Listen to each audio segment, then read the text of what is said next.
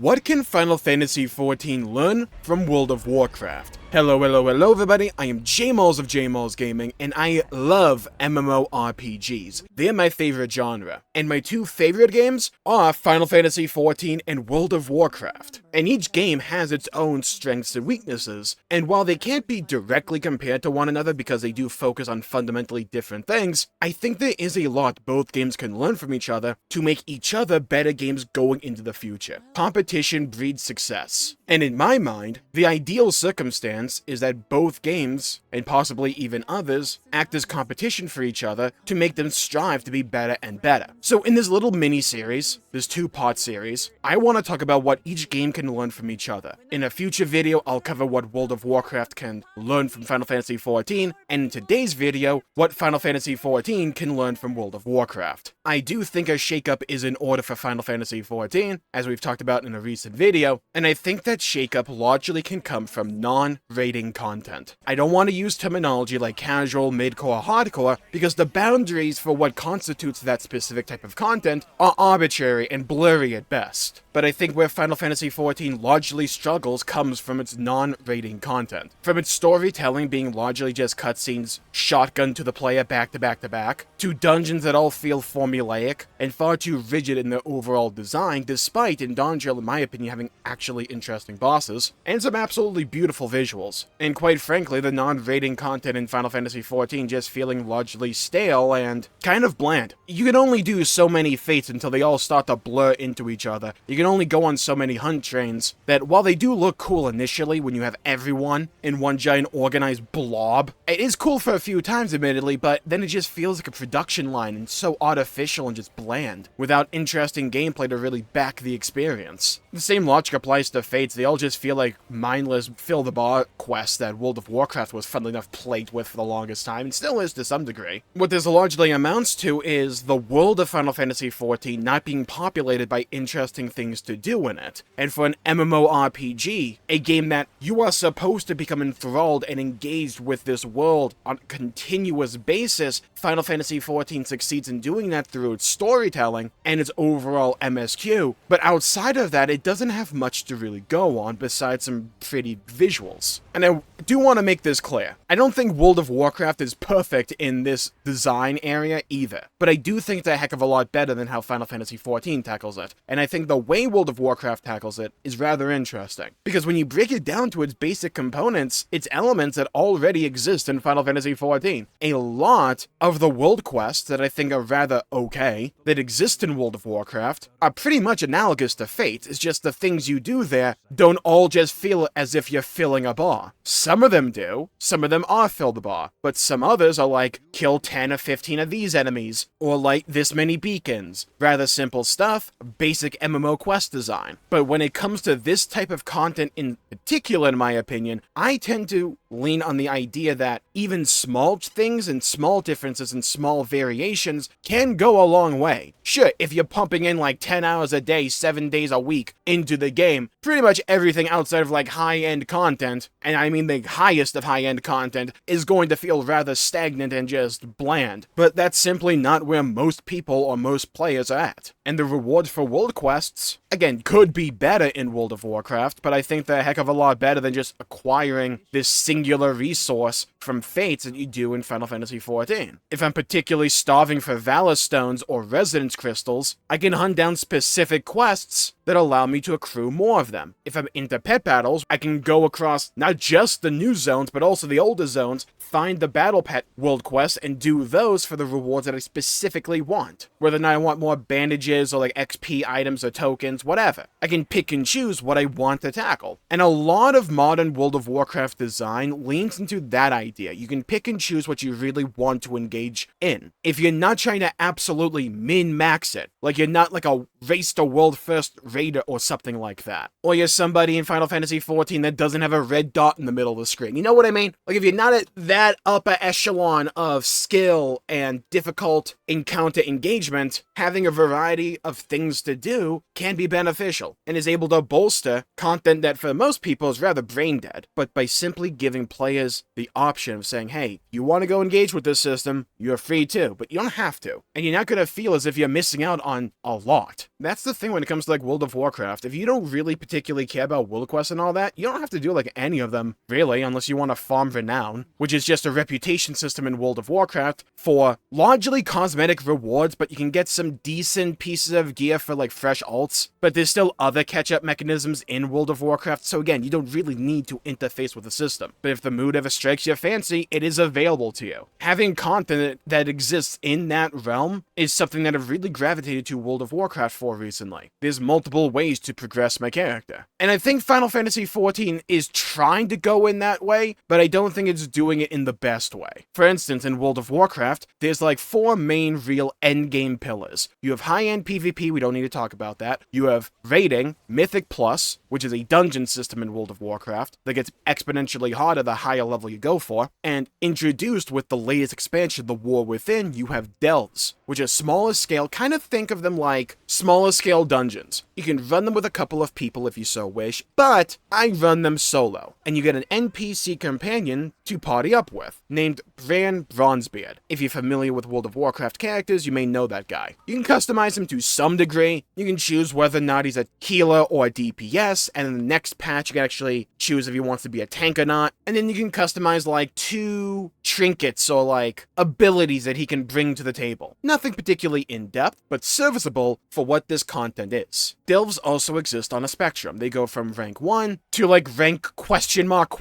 I'm not joking, but that's for like a specific one-off boss fight. And they're like small little dungeons. Most of the time they have a bit of a gimmick to them. Like you're in a really dark location and the darkness hurts you because it's dark, right? So you can have this candle and you can replenish this candle at certain checkpoints, but the more you move, the more you waste of that candle. And there's a good amount of delves. There's like 8 of them, I believe, with a bonus one on top of that, which is just a one-off boss fight. But each delve has multiple different variations that change up the objective or what you're doing in those delves. Again, variation is the spice of life here. And within like a month and a half, we'll have 11.1, the next patch of World of Warcraft, where they will be adding even more delves on top of that. I think it's like 2, but they're also adding new variations to the existing delves, or at least most of them. And you may be going, well, Jmulls, what if I'm a high-end Mythic Raider or I'm a high-end Mythic Pluser? What if delves just simply don't appeal to me? Do I still have to run them if I want all my rewards? Well, if you want to be an absolute min-max, that technically you should to fill out your Great Vault, but you largely don't have to. And if you're wondering what the Great Vault is, by the way, it pretty much just guarantees you a piece of good loot at the end of the week, or the start of each reset, based on what activities you've done the previous week. So doing more content doesn't get you more loot, it gets you more options that you can pick from. But like, that's the thing I've noticed with the gameplay flow of World of Warcraft recently, and this started in Dragonflight, where they completely upended the game's design philosophy, and they've continued it here with The War Within. Have this foundation and build from it. And before I made this video, I was thinking that a point I wanted to make is that in World of Warcraft, I felt as if I got all the expansion's content, like within the first month at least, because World of Warcraft still has an issue where they time gate some stuff, and then the patches are just building on top of that. But then I'm realizing, compared to Final Fantasy XIV, where we are still waiting for advertised features of Dawnchill to come out months after the expansion came out, and we're still gonna have to wait months and months for things like the new boss, or things like Cosmic Exploration, or the new Deep Dungeon, or the new Criterion Dungeon, or Beastmaster, which is going to be closer to the release of the next expansion than right now, compared to World of Warcraft, where The War Within came out with delves. And I was going to make this point that in World of Warcraft, it feels like the expansion launched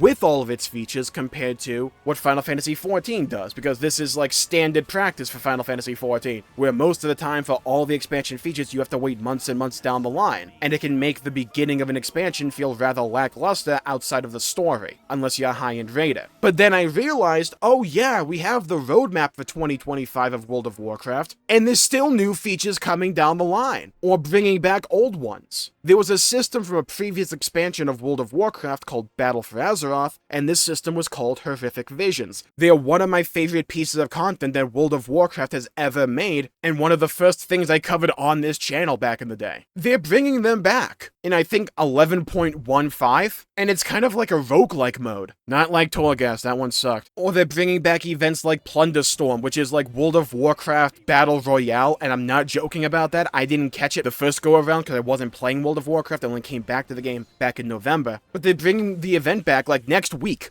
And I think the difference between Final Fantasy XIV and World of Warcraft in this regard is that World of Warcraft ships an expansion feeling feature complete, despite some things being, time gated, which is annoying. So the things we get later down the line feel additive, like bringing back Plunderstorm or bringing back Horrific Visions. It either feels like a cool event or bringing back something cool, and that's additive to the overall experience, something to look forward to, as opposed to Final Fantasy XIV, where it feels as if big key signature features for the expansion aren't shipped day one and are shipped way down the line, so it doesn't feel feature complete, and I feel as if I have to wait for the full experience. It doesn't feel additive, it feels broken apart. And that perception is king in my opinion. And it's so important in terms of generating hype for a piece of content, or annoyance until that content ships. And they just wrapped up the 20th anniversary event for World of Warcraft, which gave you a bunch of XP and reputation bonuses, and I felt incentivized to level up a bunch of alts by running older dungeons called time walking dungeons, and getting levels super fast. It was a great way to incentivize alt play and alt leveling, all while acquiring a bunch of cool rewards, like redesigned tier sets from back in Classic Tier 2. I got all of them,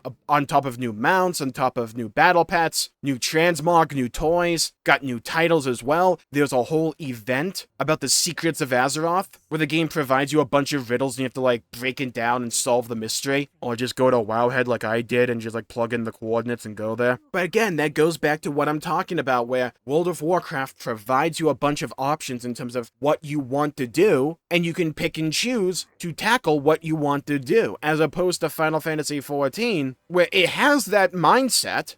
Don't get me wrong, you can choose to go do your crafting and gathering if you want to. You can choose to go fate grind if you want. You can choose to go hunt grind if you want. You can choose to grind extremes if you want. You can choose to grind the new chaotic 24-man raid if you want, but a lot of that content feels stale and recycled. It doesn't particularly feel fresh and new. And this is my biggest concern when it comes to the content that is advertised for the future of Dawntrail, when it comes to things like the new Bosnia we might be getting. Well, not might be getting. Or things like Cosmic Exploration. We've had pieces of content that are analogous to that before. Bosnia. And also Ishgard Restoration. What happens if they just end up feeling like reskinned versions of those? Because I really liked Bosnia when it came out. I grinded Bosnia when Dawntrail first came out for Viper, because I wanted to level that up, because I wanted to experience the main story as Viper. And it was boring. Why? Because I've done it before, and it was pretty much just a bunch of fate grinding. And I think fates are rather dull and uninteresting. Even if you just swap the name out, it's still the fate mechanic. And I think critical engagements are cool, little one-off boss fights that can spawn in the world. If you do them enough times, though, again, they become bland and repetitious. And that's a problem with a lot of Final Fantasy XIV content, I tend to find, is that there is a lot of content there, but no one particularly wants to engage with it because we've seen it done before so many times, and it doesn't really change outside of a coat of paint. And I've talked about this before, for better or for worse, Final Fantasy XIV is predictable, and World of Warcraft, for better or for worse, can take a lot of risks. They have their own pros and cons, but if you go too far into one way of thinking, it can make you yearn for the other way of thinking. A lot. And we'll get to that when we cover what I think World of Warcraft can learn from Final Fantasy XIV. But I think Final Fantasy XIV needs to just have more variety in things to do. I don't think it should just lift the World Quest system from World of Warcraft, entirely speaking, but I don't think Fates are a sustainable future to populate the world of Final Fantasy XIV. Maybe an expansion on the hunt system could go a long way, or maybe we could look back on past pieces of content that Final Fantasy XIV used to really utilize, but has kind of gone by the wayside. Things like Leave Quests or even Guild Hests. You don't want to bring them back one for one as they used to be because of the reason they're not around anymore. But I think the world of Final Fantasy XIV just needs something. And I don't know if I would say crafting is necessarily a strength of World of Warcraft right now, because of how convoluted and complicated it is right now. But at least they tried to make professions interesting back in Dragonflight by adding little sub-specs for each of them. I think stagnancy is a real big issue Final Fantasy XIV has right now, because it does have a lot of content content, but I just don't really view it as content because we've done it so many times before. It's why every time I try and do my crafting and gathering jobs for Dawntrail, I give up within a day because I'm like, dude, I've seen this before, I've done this before, multiple times before. I just can't be asked. And it can make the end game of Final Fantasy XIV feel as if it's just high-end rating when it's technically not. But Final Fantasy XIV just plays it far too safe, way too often. I think a good little microcosm of this is reputation. How do you gain reputation in Final Fantasy XIV? Go to a place, bang out 3 dailies, GG. Every now and then you'll hit a breakthrough point, you'll do a quest, get 3 more dailies, rinse repeat. World of Warcraft, how do you get reputation, now known as renowned for a lot of them? Well, what do you want to do? You'll get weekly quests that might ask you to do a specific dungeon. You might get weekly quests that ask you to do certain activities in a zone for a particular faction. You can do quests or side quests. It's not perfect, but again, it feels far more substantial than what Final Fantasy XIV provides. Whereas in World of Warcraft, it feels like something I'm progressing throughout the expansion, and gaining cool and interesting rewards like mounts and pets and transmog and stuff like that, even cool little toys. You get some of that stuff in Final Fantasy XIV as well, but by nature of it just being 3 daily quests a day, it feels like a chore. Like, oh yeah, I gotta log in to do my quest again, that require not even 2 brain cells to accomplish. Whoopee. There is an easy argument I think a lot of people will make here, and that's class design. Now, I do think it is hard to directly compare these two games because they do fundamentally different things with their combat systems. In Final Fantasy XIV, it's all about weaving in between your GCDs with your OGCDs and all that. You have that far longer GCD, which I don't think is a flaw with the game, but I think ever since I have come back to World of Warcraft, I do just prefer class design in World of Warcraft as opposed to job design in Final Fantasy XIV right now. I still really like tanks in Final Fantasy XIV, it's why I play tank there now, but how fluid, how fast-paced, how satisfying pressing your buttons in WoW feels is hard to beat, and how responsive everything feels. I like how it's based on the animation, not waiting for the cast bar to go off and ignoring the animation that you have in Final Fantasy XIV, and I like the customization in World of Warcraft a bit more. There are advantages to the limitations that Final Fantasy XIV imposes upon the player in that regard. Theoretically, it should be easier to balance, since you don't have as many factors. My counter-argument to that is, dude, it's really freaking cool in World of Warcraft to be able to spec my Unholy Death Knight into Rider of the Apocalypse, to where I can summon the 4 horsemen to fight alongside me in my army of undead, or on my warrior I can spec into Mountain Thane, and cause lightning bolts to come out of the freaking sky, and incentivize me using Thunderclap more, or going over to Slayer and focusing more so in on Execute and Bladestorm.